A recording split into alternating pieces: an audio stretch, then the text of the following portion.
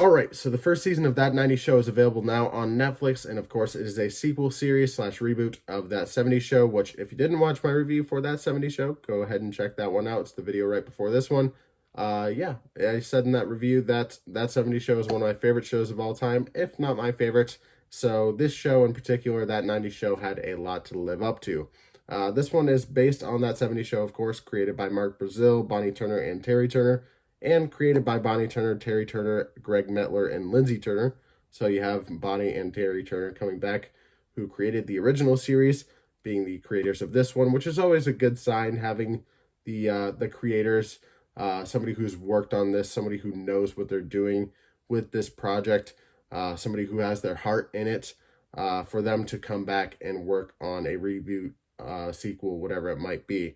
So that always gives me hope for sure, with a show like The Last of Us. I know a very different show, but the creator of that show, one of the creators at least, is one of the writers of both of the games of The Last of Us. So it's always good to get somebody who is familiar with it, who has had experience with it, like I said. So again, that should give people hope for this show. It's not somebody coming out and saying, hey, I want to do a reboot of this, but I have no connection to anybody who ever worked on it. So there should be some hope for people, anybody who's skeptical about this show going into it because you don't like reboots. I completely understand that, but this is a type of show that I think that 70's Show fans, if you're skeptical, should give a chance. Might not be your favorite, but hey, still give it a chance. Because even if you don't like it that much, they can improve on it in the future, if the fans kind of voice any concerns or complaints that they have, which I'm going to do in this video. Because, of course, like anything, I do have my complaints, but that doesn't necessarily mean it's bad, and it is not. But, of course, we have Kurtwood Smith and Deborah Jo Rupp coming back as Red and Kitty Foreman. They are in all 10 episodes. Yes, I said 10 episodes. Whereas most of the seasons of That 70's Show have 22 to 26 episodes. This one only has 10. Maybe they'll build upon it in the future if they do get more seasons and have longer seasons. I would very much hope so. Because in this short form, sitcom type of format, it makes things feel a little rushed because you got about like maybe 22 to 24 minutes an episode. That's not a lot of time to tell a full story. And the way that 70's Show is, each character kind of gets their moment. And in this show, I feel like each character still tries to kind of get their moment, but not every character really does because, again, short form comedy, only 10 episodes, not everything gets as fleshed out as it should. So that's something I hope they build upon in the future, but for the most part, when it comes to these kid characters, which I'll list off in a second here, most of them are great, and they do have me laughing. It took me a second to get used to them, of course, because just coming off of binging pretty much the entire series of That 70's Show, it's hard to get used to something else in the same format. It feels different, but the same in a lot of ways, and that's both good and bad. And honestly, I wouldn't even say it's that bad. I would say it's more good than bad. But there's just some elements of it that I'm not completely feeling yet. And again, a lot of it just has to do with how rushed this first season feels because of only having 10 episodes and having only 22-minute episodes. There's only so much you can do with that. And there's story elements in here, and I'll say this right now, love triangles, which I will say is not it's a stereotype in these types of sitcoms that I'm not a huge fan of.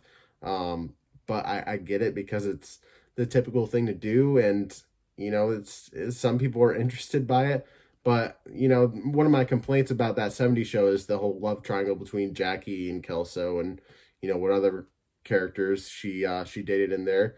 I won't spoil anything for anybody. I know it's a sitcom, but still, I don't want to spoil things for the people that haven't watched it, because there are a lot of moments that I don't want to give away because they're fun to be experienced on your own. It's fun to be experienced and not be told about it before you see it. But yeah, let me mention the other cast members in here. New cast members. We have Callie Haverda playing Leah Foreman.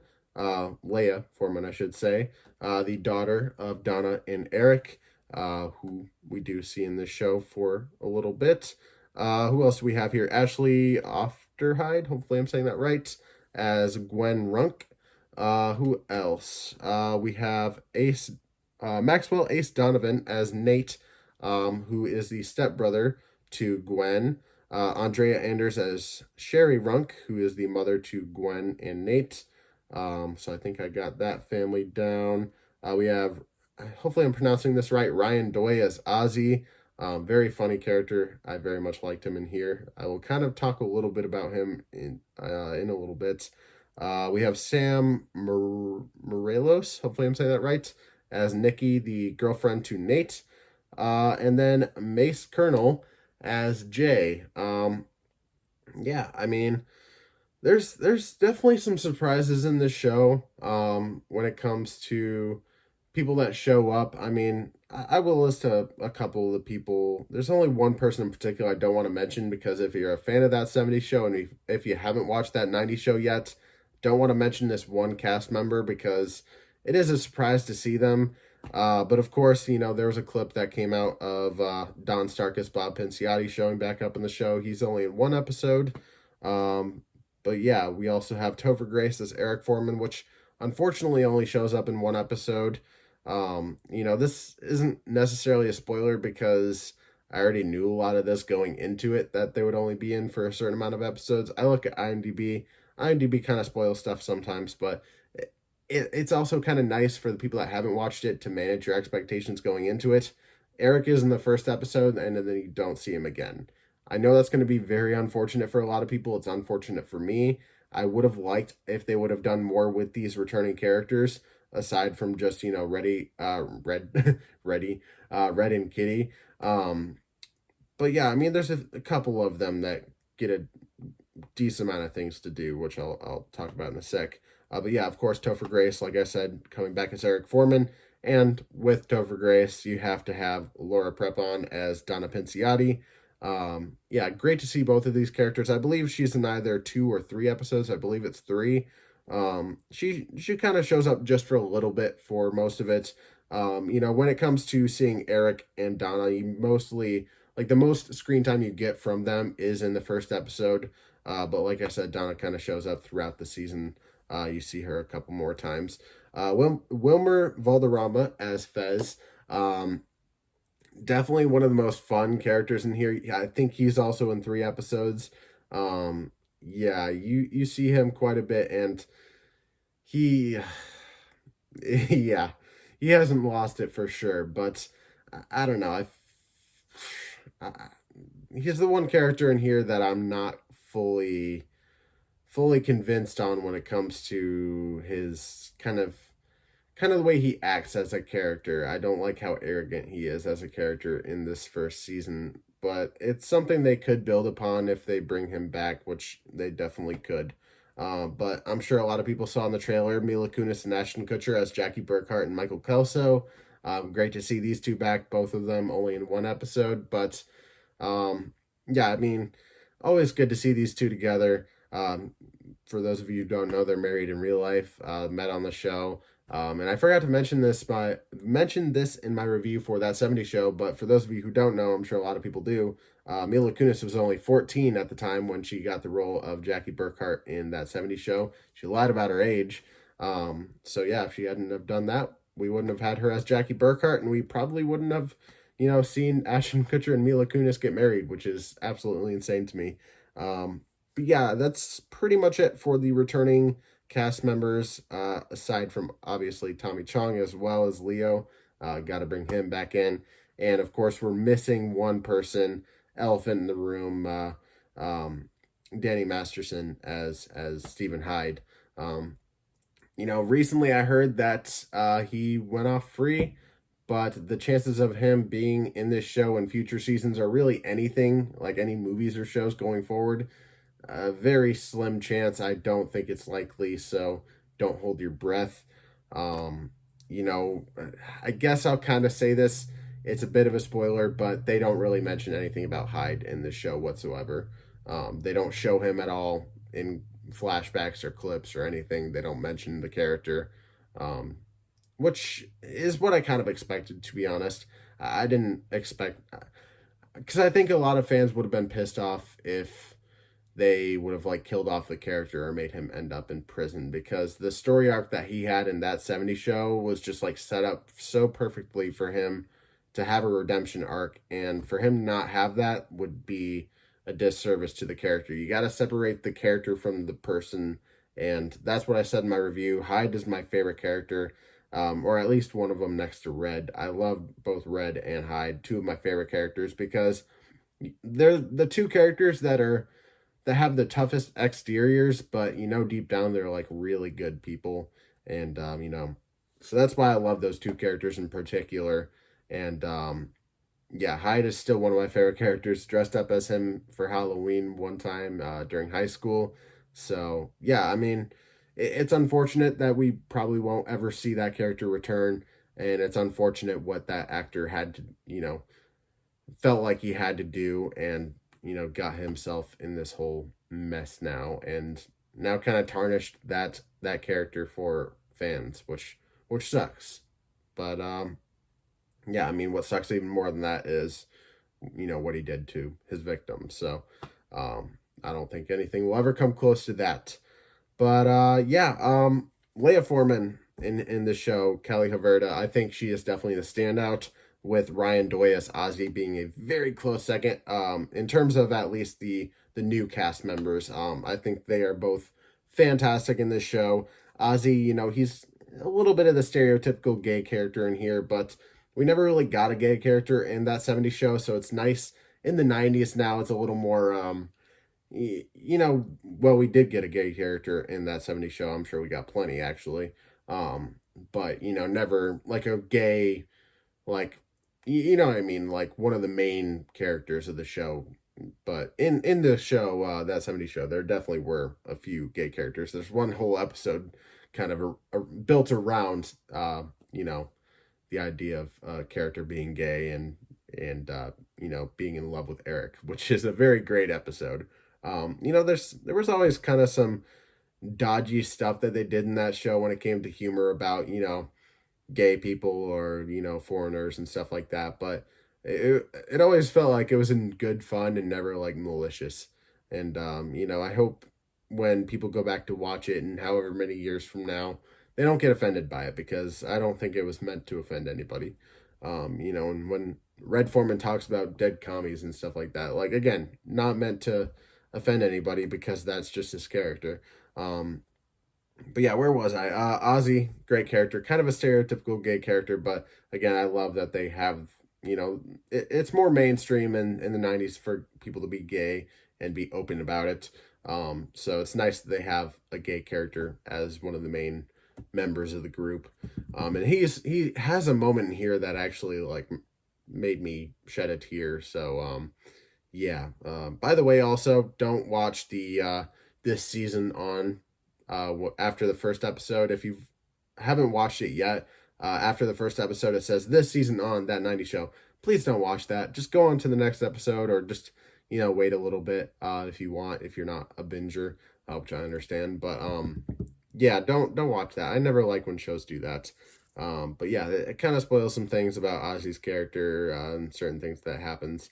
Nothing like too super major that'll like shatter the whole show, but still, it's like a little moment that I would have liked to not see in that. But still, it got to me. I was surprised by the amount of heart in the show, and the amount of heart specifically in that scene involving him, that I wasn't expecting, because that 70s show always had a certain level of heart. I always, like I said in the review for that, if you watched it, I always search for those genuine moments inside of the comedy and craziness. And it was always there. And this show still has those genuine moments that I still look for. Maybe not as often, because again, it's only 10 episodes. They're only able to do so much in a short amount of time. But again, that 10 episodes, you really had to go for the love triangle immediately, huh? I really can't stand that stuff. But yeah, I guess I haven't really even looked at my notes yet, other than the cast members. But I love seeing everybody returning. It's it felt like they could have done a little bit more with them, like I said. But I was happy with what we got, at least. Again, with Eric, I think he was the one most of all that he could have done more with.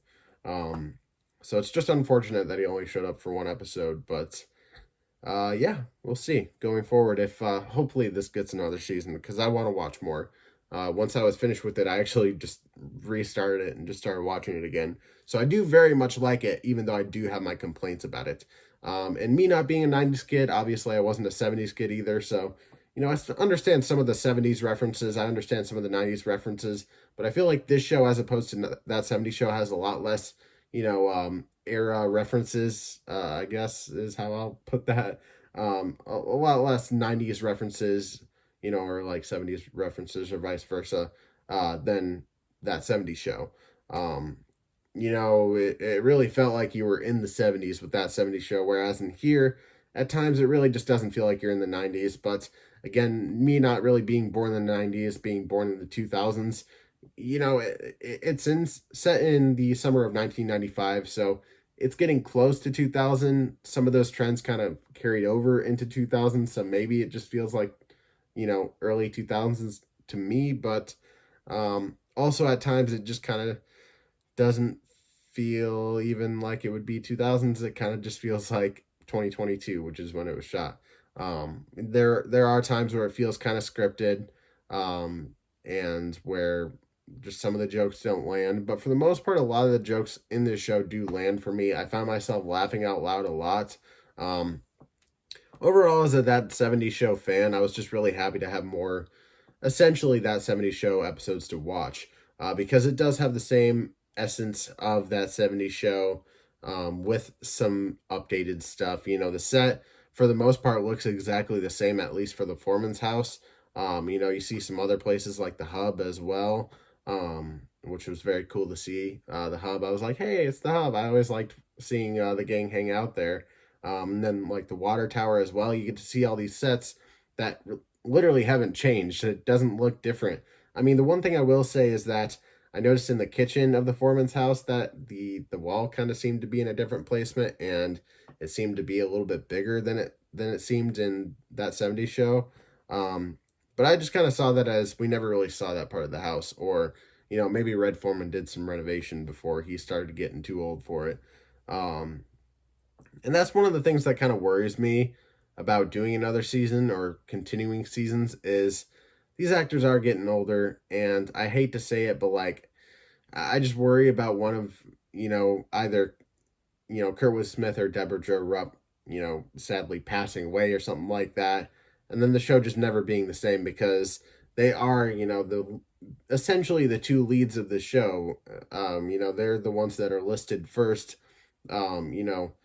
I don't think this show would be anything without one or the other. So if they are going to do more seasons, I would hope that they jump on it immediately. And also, with the kids that are in here, they're actual kids, so they age really quickly. So you really gotta, jump on it while you can. I don't know how many seasons it'll be good for, but we shall see. By the way, if you didn't see, Cobra Kai is going to be ending on season 6. I'm so sad about that. But for this show in particular, I could see it going for many seasons, but at the same time, it's like, yeah, how much could they really do? I guess they could do a lot, but I don't know. I'm just curious about if they can improve it going forward, then great.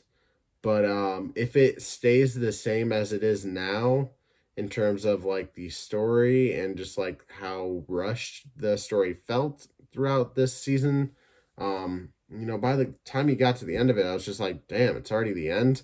Felt like you at least had one more episode to go. So I really do feel like at least maybe like 12 episodes would have been a little bit better for this first season, just to make it feel a little more well-rounded. But yeah, I mean, I would say that's probably my biggest complaint about this show, is just that it needed more episodes to make it feel well-rounded, because it does feel very rushed. But aside from that, I really don't have many complaints. It sounds like I'm kind of negative about it, but I'm not. Yeah, I mean, let me see what else I have in my notes here. Yeah, like I said, so far it sounds like I'm mostly negative about this, but this isn't the case.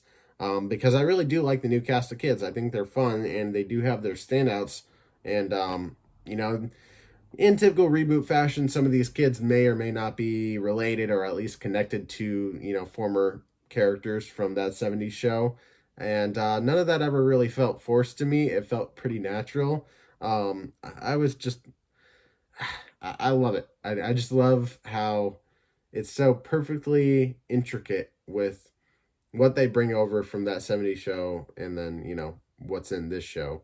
Um, I kind of just want to say it outright who's related to who, but I'll let you figure that out in the show if you watch it.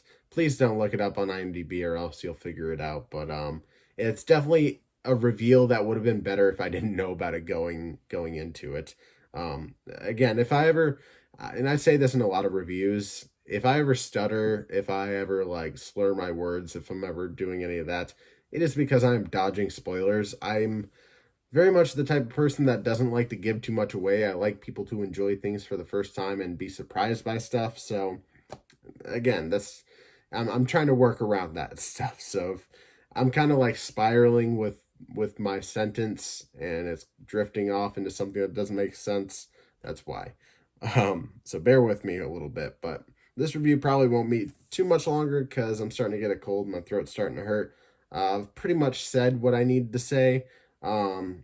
But let me just kind of skim through my notes here and make sure I don't want to mention anything else. Yeah, I really don't think I have any other big notes. Yeah, the set looks the same but different in ways. I did watch a behind the scenes video of the set of that 90's show, and it was actually fun to see that the couch the couch and Red's chair that was originally in the living room upstairs is now in the basement. So they have like new furniture and decor, of course, because that same furniture probably wouldn't be there for that long. But yeah, it was just cool to see. It's basically like the living room setup, but in the basement. And then I learned that, the table down in the basement is the same table from the show. It's just fun to see that kind of behind the scenes stuff. And then it still had a live studio audience. I don't know if it had a live studio audience for all of it. But a lot of people complain about the laugh tracks and shows. And, I heard in that 70's show and then this show as well, they actually had a live studio audience. So that's kind of nice. Maybe the people you're listening to, maybe at least half of the time aren't actually just, recordings of people that died years ago. If you don't know about that, people say that, laugh tracks are really old laugh tracks of people that are probably dead. So you're listening to dead people laughing. I know, very morbid, but yeah, it's cool to know that, even a show in 2023, even a sitcom in 2023, they still feel like, hey, it'd be great to have people, a live audience coming to watch this show and laughing along with us. And that's just, again, just slurring my words here. That just goes to show how dedicated the creators of this show are, and not only the creators but also the people involved in terms of acting. I don't think this show would have been made if the hearts of the creators and the actors weren't in it. So if you're ever doubting that this show is like, oh, it's so cringy and it's so bad that they have to make this, this reboot and have to ruin the original. No, that's not the intention at all. And I feel like the people probably saying that 99.9% of the time haven't even given much of a chance to the show. They probably watched like an episode or two. I think it's not going to take you much time to watch the full season. It's 22-ish minutes per episode. It's not even going to take you like half the day. So do yourself a favor and watch this show. Would I give it a premium subscription? No. And if you don't know my ranking, premium subscription basically means it's worth buying the subscription service just to watch it. Standard subscription, worth the price of the subscription if you have it. Worth watching if you already have the subscription, I should say. Discounted subscription, of course, if you have like a 30-day free trial or something like that, or if you get a discount code, worth watching if you have that. And then free subscription, of course, worth watching if you have a free subscription. And then, cancel your subscription. So bad you got to cancel it and maybe ask for your money back. I would give this a standard subscription. Definitely worth watching if you already have Netflix, but Do you need to go out of your way to buy a subscription to Netflix to watch this? I don't necessarily think so. Also, if you're curious on where that 70 show is to watch, it should be on Netflix. It really should be, but it's not for whatever reason. I don't get it. But it is on Peacock if you want to go watch that. At the end of the day, I would rather watch that 70 show than that 90 show. But again, there's 8 seasons of that as opposed to 1 season of this with only 10 episodes.